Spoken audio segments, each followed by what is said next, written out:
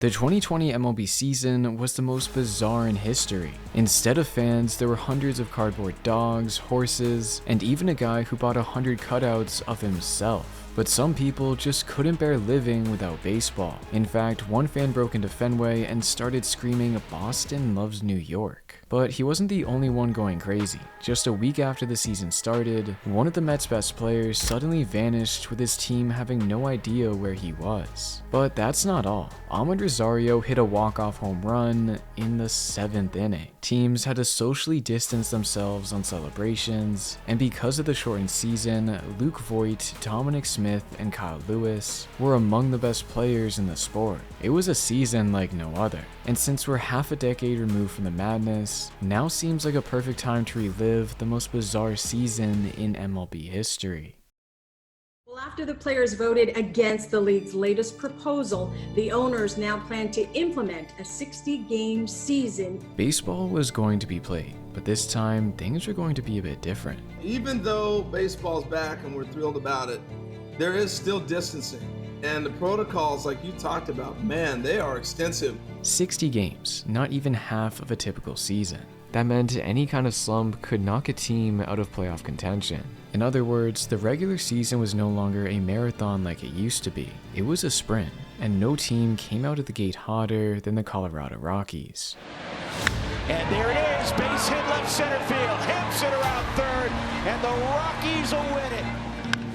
Ground ball, tough play, Nolan's got it, Nolan to first, out at first base. How about the leather tonight? The final strike tonight.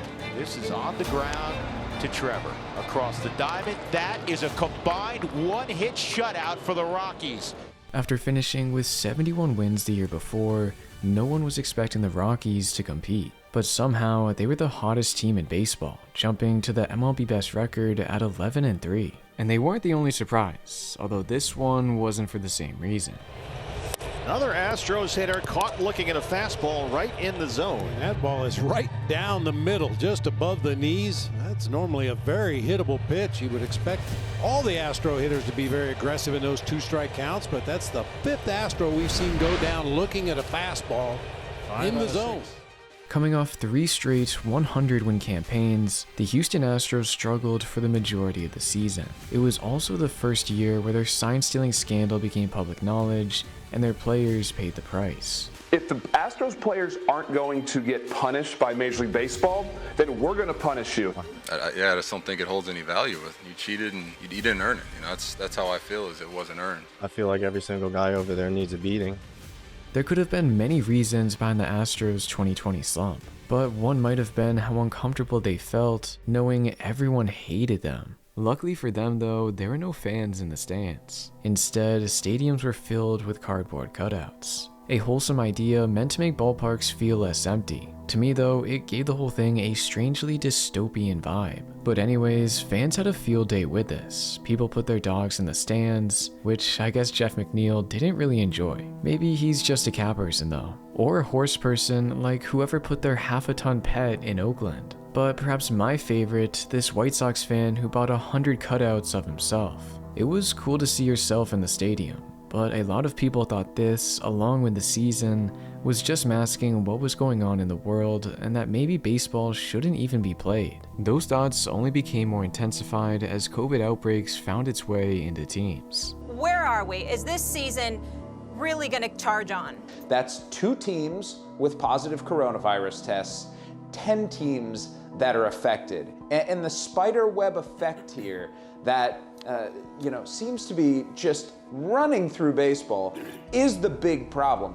Shortly after opening day, the Miami Marlins had 17 positive tests. The St. Louis Cardinals had 16 of their own, and they were even forced to play 53 games in a 44-day stretch to finish the season. For this reason, MLB tightened its protocols by requiring all team personnel to wear masks during the games, and teams banned players from leaving their hotels on road trips. These rules were put in place to ensure the season could continue, but that didn't mean everyone followed them. Clevenger reportedly with Plesac after Saturday's game. They hurt us bad. They lied to us, sat here in front of you guys and publicly said things that they didn't follow through on. Adam Plutko wasn't the only one who voiced his opinion. Oliver Perez threatened that he would leave the team if Clevenger and Plesac returned to the roster on the road trip. But in the end, both perpetrators were optioned to the team's alternate site, and while they did return a few weeks later, Clevenger was dealt to the San Diego Padres after tension grew with him and the front office over the situation. Their breach of protocol threatened the whole season, but from that moment on, it actually went surprisingly well. And it's a good thing it did, because we never would have seen the breakout of Kyle Lewis. Long run by Lewis to the gap on the track, jump in. Wow, he made the catch! Lewis with a stellar effort. Saves big-time damage here in the first. Wow! Luke Voit. Fly ball, deep center. Margot back, still back on the track at the wall. See ya! Into Monument Park. Another home run for Voit. 4 straight games. Or Dominic Smith. The 1-1. Smith hammers one deep toward right and way back. This one's going to go a long way. Home run, Dominic Smith. That's about as no-doubter as a no-doubter can be. These three all had decently high expectations entering the season. After all, both Lewis and Smith were former top 100 prospects, and Voit had already displayed his immense home run pop. But I don't think many of us expected these guys to perform as well as they did. Lewis still held his rookie tag, but excelled at the plate and especially in the field, turning many extra base hits into outs. All in all, he finished 17th in MVP voting and 1st in Rookie of the Year. Lewis wasn't the only one stealing headlines. Voit, a player already known for his power, shattered all expectations by launching the most homers in baseball at 22. 3-2. Driven out to right field. Going back, Brinson. He's on the track at the wall. See ya! Number 22. And now Voit pretty much putting an end to the home run race. While Voit was mashing in the Bronx, over in Queens, the New York Mets had an unsung hero of their own in Dominic Smith.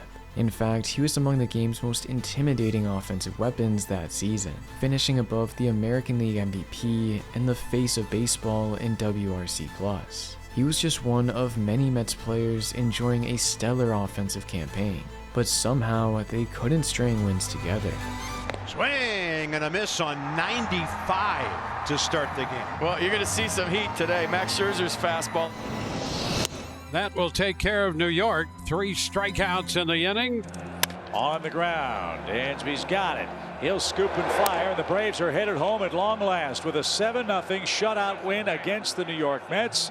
The Mets boasted one of the most stacked lineups in the game. As a matter of fact, in terms of OPS+, they were one of the best offenses in MLB history. When it came to actual runs though, they found themselves toward the middle of the pack. A bizarre reality, but it made sense. You see, they were elite at getting runners on base, not driving them in. Their .245 average and .735 OPS with runners in scoring position both ranked in the bottom third of the league. Now, if the season was 162 games, it probably would have evened itself out, but not in 60. And the funny part is, this wasn't the most bizarre part about the Mets season. Yoenis Cespedes, one of the most polarizing players in MLB history, suddenly vanished after non-reporting to their game in Atlanta. And because of it, people were fearing for the worst. As it turned out though, he just decided to opt out of the season and go home without telling anyone. As it turned out, this was the last time we would see Cespedes in a major league uniform.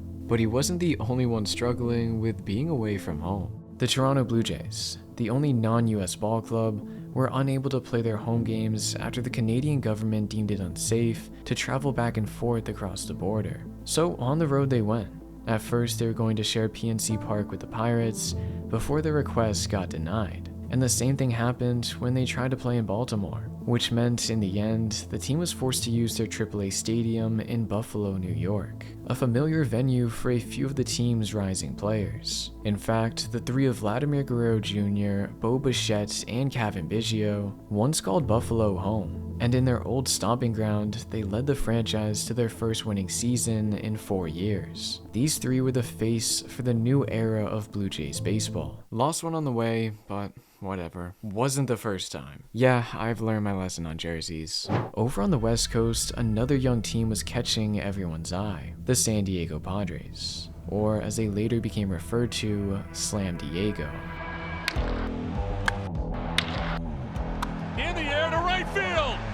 the corner. It's back. It's gone. Welcome to Slam Diego. For the first time in Major League history, a team has hit a grand slam in 4 consecutive games, and that team is the San Diego Padres.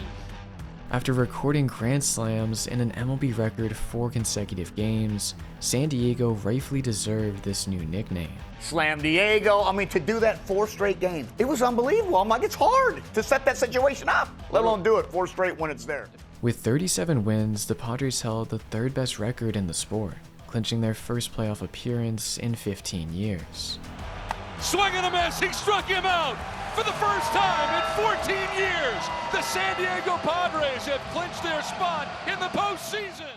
They weren't the only team ending a long playoff drought. But first, a quick word for today's sponsor, Kalshi. Kalshi is the first and largest federally regulated prediction market in the US, approved by the CFTC, the same group that oversees major financial exchanges. Unlike a sportsbook, you're not betting against the house. Kalshi is an exchange where people trade directly with one another on real-world outcomes. And it's legal in all 50 states. Yes, even California and Texas, where traditional sports betting isn't allowed. You'll also get better odds because prices move purely on supply and demand, not the house set odds. There's also no limits on winners, you can trade mid-game, and you can cash out at any time. Here's how it works. Every contract pays $1. Buy at 50 cents, and that's a 50-cent profit. Buy at 10 cents, and it hits, and you'll see a 9 times return. You can trade on politics, the economy, the Oscars, the Grammys, and of course, sports. Right now, the Dodgers are the resounding choice to win the World Series. But if you pick them to lose and it hits, you could see a pretty substantial return. And the best part, when using code GREENLIGHT, you get $10 free when you sign up and trade your first 100. Alright, thank you Kalshi, now back to the video.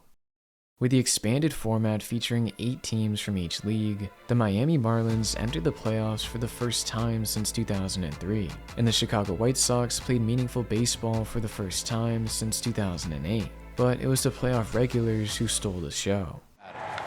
A Stantonian home run. Giancarlo no si può stopparlo. Pitchers on that roster as Reyes chases a breaking ball. 4 strikeouts for Cole already tonight. Cole looking like the big-time ace they brought.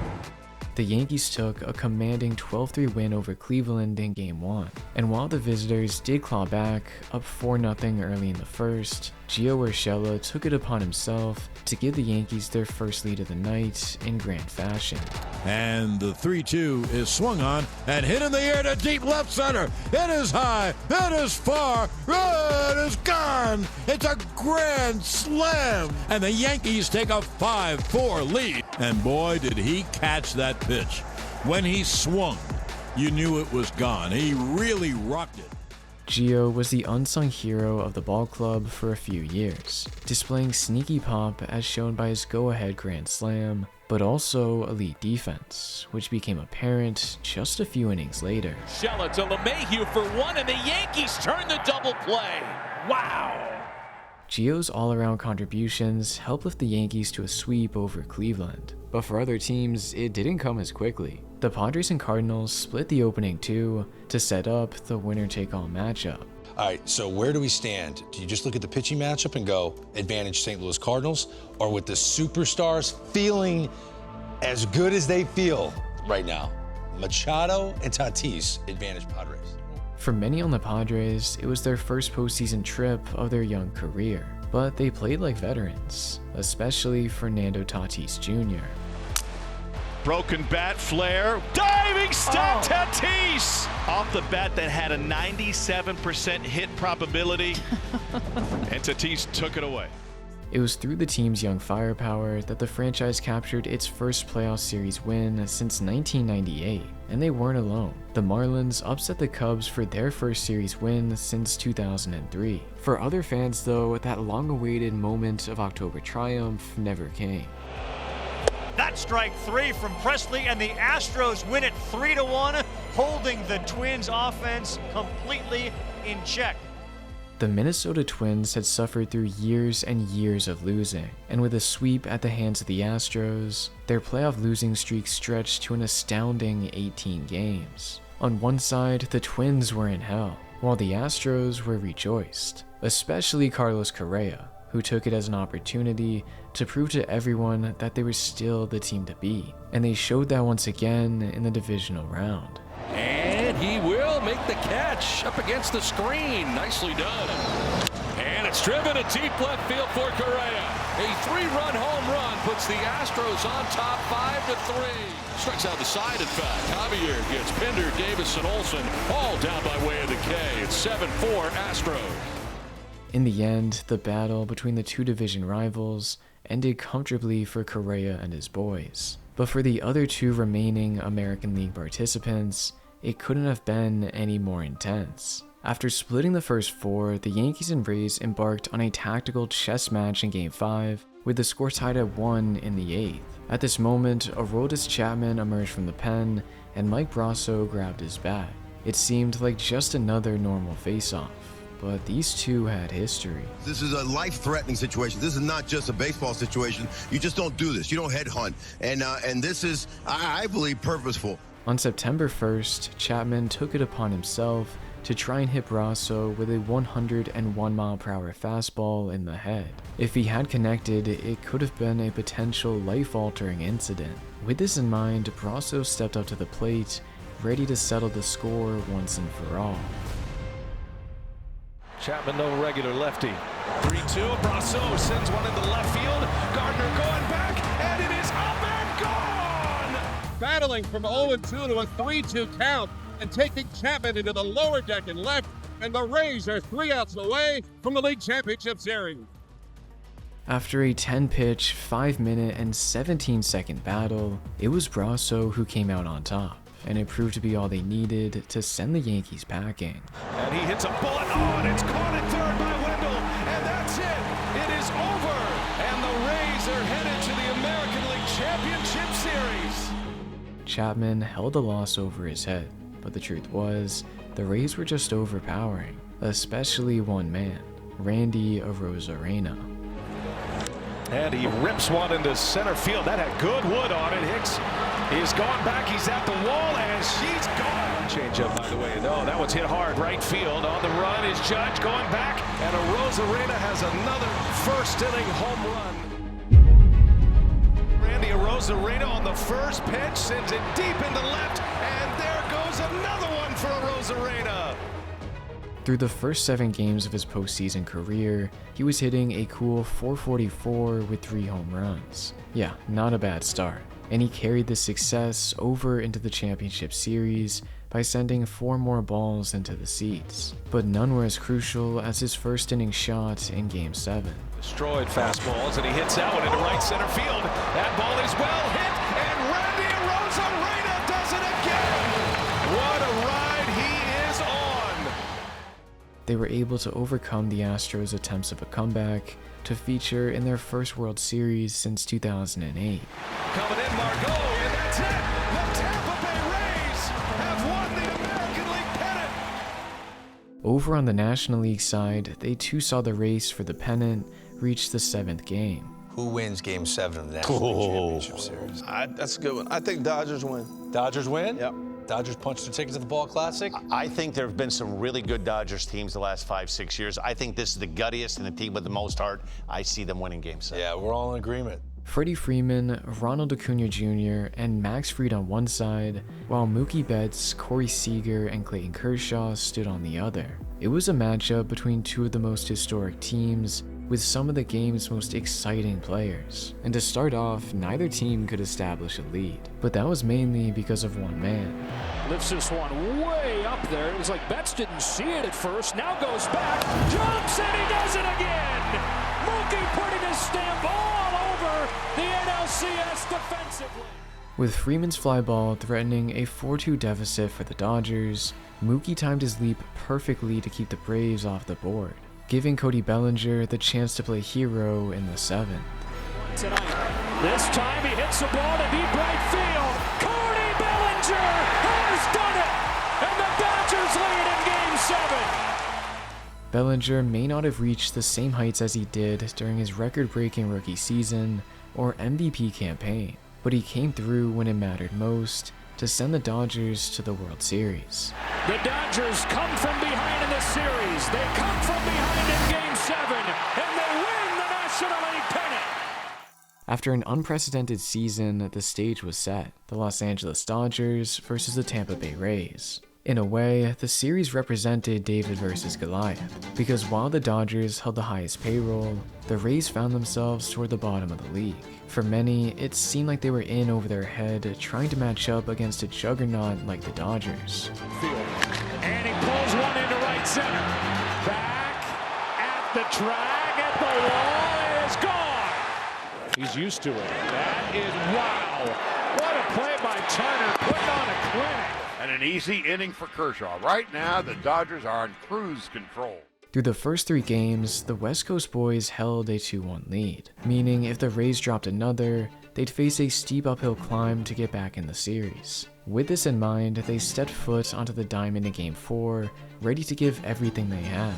And they would need to, because the Dodgers bats did not stop hitting, scoring in 6 of the 9 innings, to put them just 3 outs away from inching closer to baseball's most illustrious prize. But longtime Ray Kevin Kiermaier gave his team a sliver of hope with a first pitch single, and with Arozarena following him up with a 7-pitch walk, the Rays were in business. But with 2 outs, Kenley Jansen only needed 1 more pitch to end their comeback dreams. That is into center field.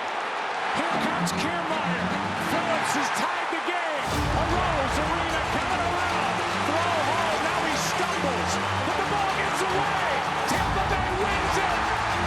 Brett Phillips, Game 4 hero. That has got to be one of the most unlikely endings to a World Series game in the history of baseball. Momentum had swung in their favor after taking Game 4, giving the Rays confidence against the National League's best. But just as quickly as they had gained it, they lost it with a narrow 4-2 defeat in Game 5. Now their fate lied with their ace, Blake Snell. 2 batters in, he's been able to utilize all 4 of his pitches and get swings and misses on all of them. Down the hill he comes, got him swinging. He went up and away with a fastball. He struck out the side. You can't do it any better. And he continues to be outstanding.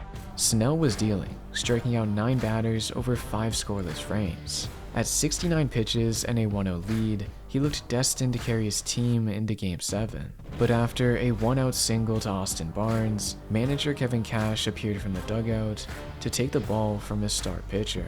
Kevin Cash is removing Blake Snell after 5 1/3 innings. Snell is done. A controversial decision, no doubt.